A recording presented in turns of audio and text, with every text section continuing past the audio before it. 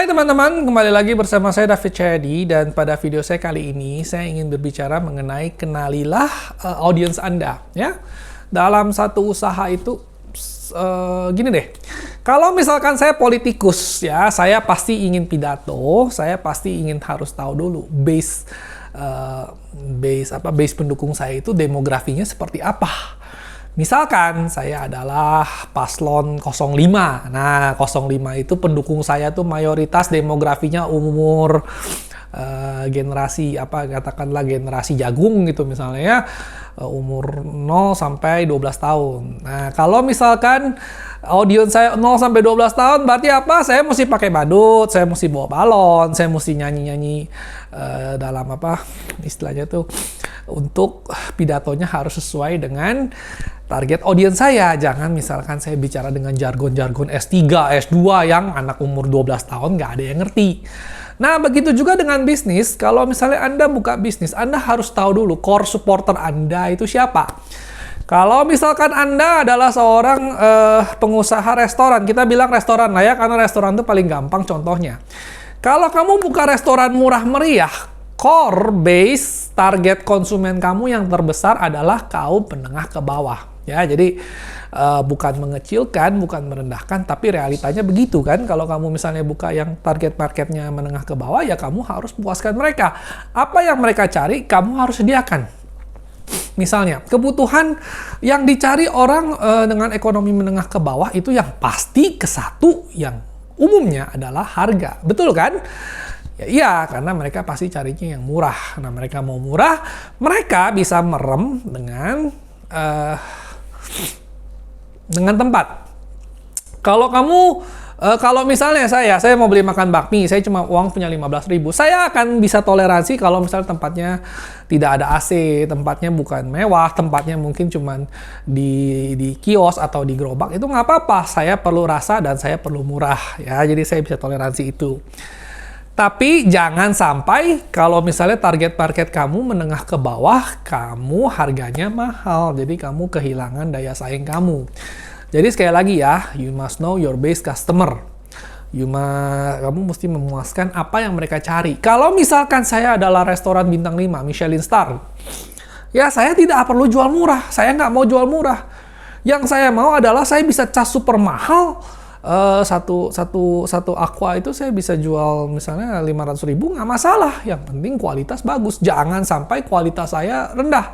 Kalau bisa makanan gagal bikin buang ya. Jadi kalau kamu nonton show-show tentang Michelin Star restoran, itu mereka biasanya sangat-sangat Spartan, sangat-sangat fanatik dengan produk mereka gitu. Sampai mungkin airnya juga dimasak dalam suhu berapa mungkin diatur. Beda kan sama masak mie murah meriah ya. Masak mie asal masak mie aja, pokoknya asal tempat rapi.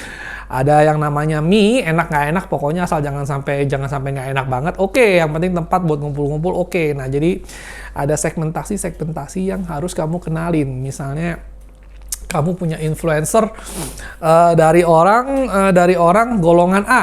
Jangan kamu bikin iklan yang menyinggung golongan A. Misalnya apa ya? Misalnya apa ya? Penggemar slang lah. Penggemar slang kamu jangan belain Iwan Fals, jangan belain penggemar slang. Saya juga kurang tahu contohnya. Sebenarnya tahu ya, cuman ada banyak hal yang sebenarnya tidak boleh diungkapin. Jadi kalian ya tahu sama tahu aja lah. Pokoknya jangan menyinggung target market kamu, jangan juga, pokoknya netral-netral aja. Kalau dalam bisnis itu moto saya itu netral ya. Kita di sini mau cari duit, bukan cari musuh, bukan cari pendukung. Nah, tapi intinya adalah know your base. Jadi kalau misalkan kamu jual mobil mewah, ya kamu harus iklannya juga seperti iklan BMW. Kalau dulu di TV masih ada iklan BMW itu sangat-sangat jauh dari heboh-hebohan ya kan. Mereka biasanya pakai lagu klasik, tone warnanya juga mobilnya pelan tapi menunjukkan eksklusivitas. Bandingkan dengan mobil Panther 44.000 sampai Bali ya kan. Nah, jadi yang penting itu yang mereka jual apa? Yang mereka jual adalah murah, efisien, muat banyak. Ya itu sah-sah aja gitu. Namanya kita dagang itu kan memang ada pangsa pasarnya masing-masing. Ada pasar menengah, ke bawah, ke pasar atas, pasar sangat-sangat atas, misalnya jam yang 1 jam bisa 1 miliar, 2 miliar, itu mereka tidak akan kita lihat iklannya gitu loh. iklannya tidak akan saya temukan di YouTube yang biasa saya nonton. Itu iklannya hanya ada mungkin di lapangan golf atau di F1 race atau gimana yang istilahnya kelasnya juga sudah disesuaikan. Nah, jadi kalau kamu buka usaha, apapun usaha kamu mesti ngerti siapa rajanya kamu. Maksudnya raja itu who is your king, who is your queen. Customer is king, karena siapa itu raja kamu. Jadi jangan kamu pusing menyenangkan orang yang sebenarnya bukan target market kamu. Ya, intinya semua orang harus disenangkan. Tapi kalau kita harus prioritas adalah target market yang kita incar dulu. Jadi jangan kita korbankan bisnis kita untuk menyenangkan si raja yang cuma datang 1 bulan, mungkin 1 tahun cuma datang 2 kali. Sedangkan ini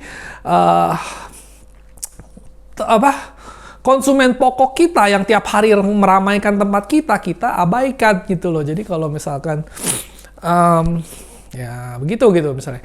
Saya kasih contoh sekali lagi misalkan tentang smoking section gitu kan. Kalau misalkan demografi konsumen kita tukang ngopi itu isinya tukang rokok semua, ya sudah gitu loh. Kamu harus bisa terima. Kamu nggak bisa menyenangkan orang yang tidak merokok. Orang yang tidak merokok akan tidak mau datang ke coffee shop kamu karena isinya perokok semua, ya kan.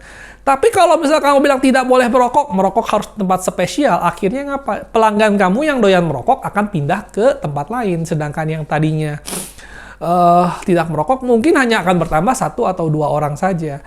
Jadi ya dalam bisnis itu kita tidak bisa mau semuanya. Kita nggak bisa bilang kita mau A, kita mau B, kita mau C. Kita nggak bisa menyenangkan semua pihak. Saya naikin harga pasti ada yang nggak suka, ya kan? Pasti ada juga konsumen yang tadinya nggak ke saya malah ke saya karena saya naikin harga. Percaya nggak percaya ya, mungkin karena saya naikin harga kesannya jadi mahal, kesannya jadi eksklusif, dia akan menarik minat yang mungkin 1 tingkat di atasnya gitu kan. Mungkin juga kalau saya naik harga, rasa yang saya berikan bisa lebih enak, nanti ada konsumen sendiri. Jadi bukan berarti kamu nggak boleh berubah, kamu bisa saja naik tingkat, turun tingkat, terserah. Begitu juga dengan turun tingkat. Tadinya saya jual 1 bakmi 80.000, tapi rasanya enak. Sekarang saya jual bakmi 10.000 saja. Ya kan? Tentu dagingnya saya kurangin, saya pakai penyedap rasa, saya pakai segala macam, tapi harganya juga berkurang, ya kan? Nah, it's okay. Setiap bisnis itu pasti ada pangsa pasarnya sendiri, ada target marketnya sendiri. Tapi yang pasti adalah kamu harus menyenangkan base kamu. Jangan sampai kamu jual di bawah, tapi maunya yang atas, harga di atas. Jangan sampai kamu jual di atas, kualitas harga di bawah. Nah, itulah yang bikin bisnis kamu incompatible. Akhirnya nanti kamu tidak akan bisa bersaing. Akhirnya sepi. Ya kenapa? Karena yang murah merasa mahal tempat kamu, yang mahal merasa tempat kamu itu tidak value for money, rasanya biasa aja. Lebih baik kamu rasa biasa aja tapi murah sekalian, atau rasanya enak banget tapi mahal banget sekalian. Itu lebih mending. Ada pasarnya masing-masing. Secara omset sama nggak? Ya sama aja. Kamu jual bakmi 10.000, jual 1.000 mangkok itu omsetnya 10 juta, kamu jual mangkok 80.000, bakmi 80.000, kamu cuma bisa jual 200 mangkok, sama aja gitu kan. Jadi secara omset sama aja, ya kan, tergantung kamu mau bermain di segmen mana, ya. Jadi segmen itu tidak menentukan kamu bisa cuan gede atau kecil, ya kan, karena biasanya yang segmen menengah ke bawah itu bermain di kuantiti besar. Sedangkan segmen semakin atas, pembeli itu semakin kecil. Kenapa? Ya memang piramid ya, yang penghasilan menengah ke bawah itu jauh lebih banyak daripada penghasilan yang atas. Itu umumnya, dalam setiap ekonomi itu umumnya begitu. Jadi jangan heran kalau misalkan restoran mewah itu mereka nggak perlu rame-rame. Yang penting 20 meja penuh aja mereka omsetnya sudah banyak, karena harganya juga berlipat-lipat. Sedangkan kalau kamu jual yang murah meriah, nah kamu mengandalkan volume. Kamu harus rame, kalau nggak kamu rugi. Jadi intinya, it's okay kamu mau main di bidang A, di bawah, di tengah, atau upper banget juga terserah. Tapi yang pasti kamu jangan sampai salah strategi penempatan. Kamu mesti know your audience well, dan kamu bisa memberikan apa yang mereka cari. Oke, sekian dan terima kasih.